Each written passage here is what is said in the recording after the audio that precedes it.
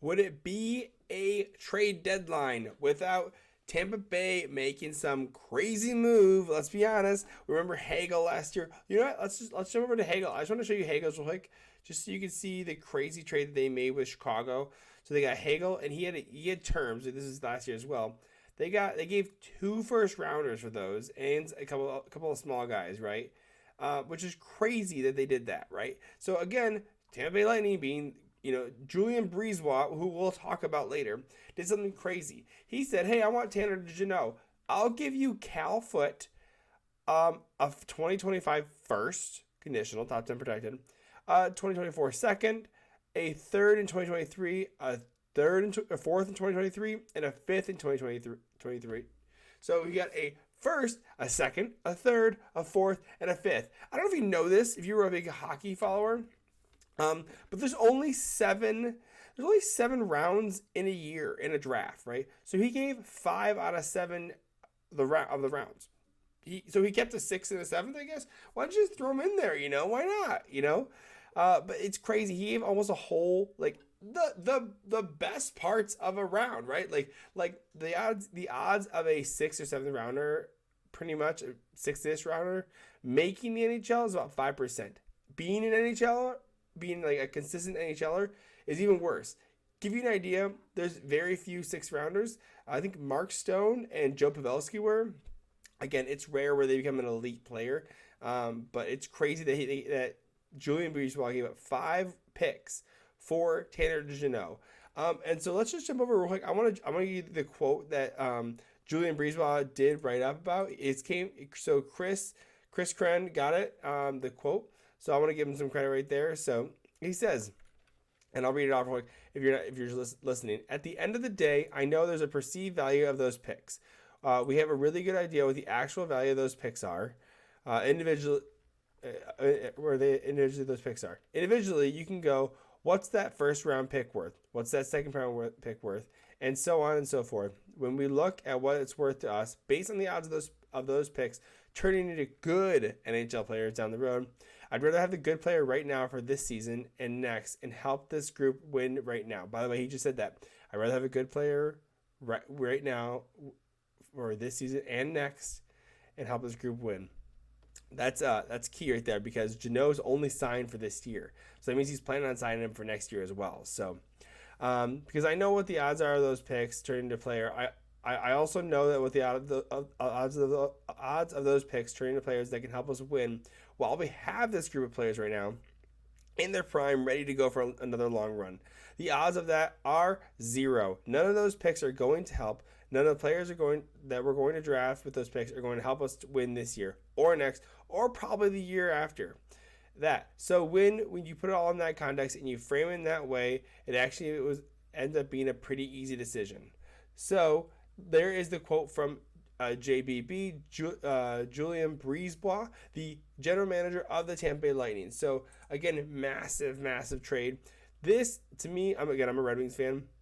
So my initial goes, hey, could the Bertuzzi get the same? Could Bertuzzi get that? That to me that's where my mind goes. Can Eisman retain half of Bertuzzi and get all that? I'd rather have all that than Bertuzzi, in my opinion, right? That's me though. That's me. So I want him to play the long game. So anyways, let's jump into this. Let's jump over into Cal Foot too, because poor Cal Foot, man. I feel bad that he had to get thrown into this thing. He was kind of just an add-on, in my opinion. So let's go to his. So he is actually still an RFA at the end of this. So that if the Nashville Predators decide to keep him, they can sign him. But he's, like I said, an RFA, making small cap right now. He didn't really do much to crack the lineup that much. 26 games is fine, right? He's about half the game so far this year. Only 3 points and really 28 PIMs. So penalty minutes. If we jump over to see what Jay Fresh has to say about Cal Foot, he's depth defenseman.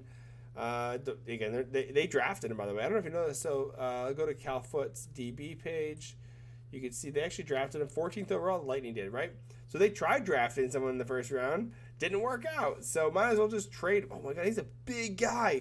Dude, he's just a big guy. If he can get his coordination down. 6'5", 224 pounds. I weigh about 224 pounds. I'm not 6'5", I'll tell you that much right now. So that's crazy, man. I love that. So again, you can kind of see just not really performing. Again, it's a projected wins above replacement. So what is he contributing to the is he contributing to the team? But he's worse than about 91% of the rest of the league, right? And to give you an idea, Nathan McKinnon and Connor McDavid are hundreds. Are you surprised? So you can see time on ice, based on time on ice, depth.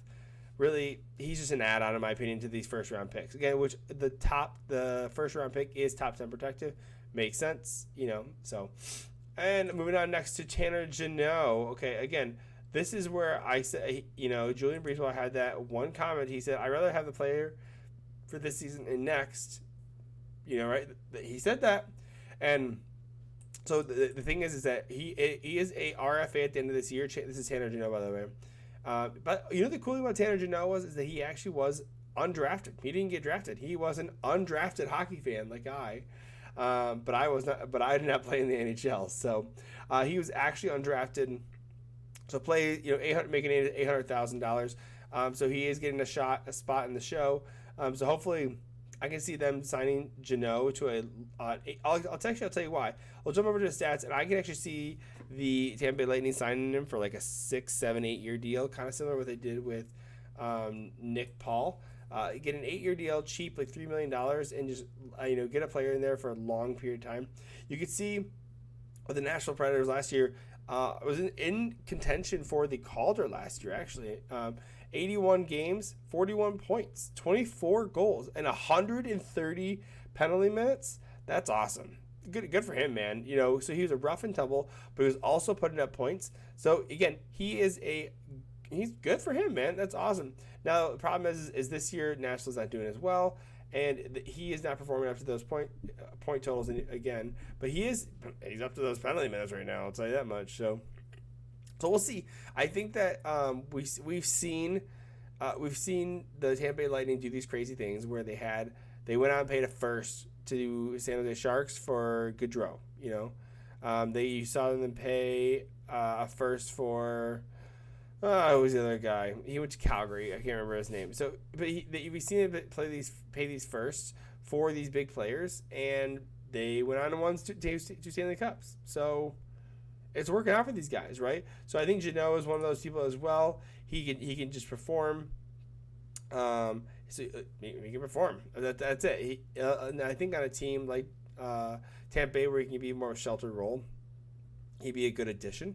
But again, that's an overpay. It's still an overpay.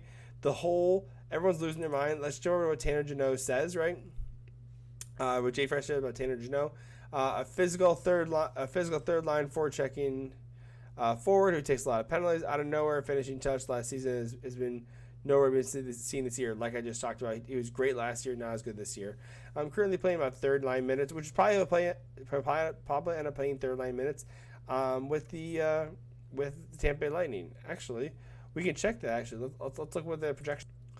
Yep, just as suspected, he is planning on being on the third line, supposedly, right? This right here, where you have this fourth line of Maroon, PEB, and then Corey Perry. That makes more sense. You want that grinding fourth line, it's really grinding down.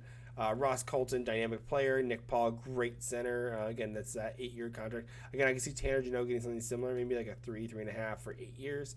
And then, of course, you're not touching this top 6. I mean, this is a dynamic top 6. Good for them. Look, it's so good that Steven Stamkos is playing on the wing. Crazy, man. This is crazy. So I love it. Man. So, anyways, this is my quick rant on the crazy.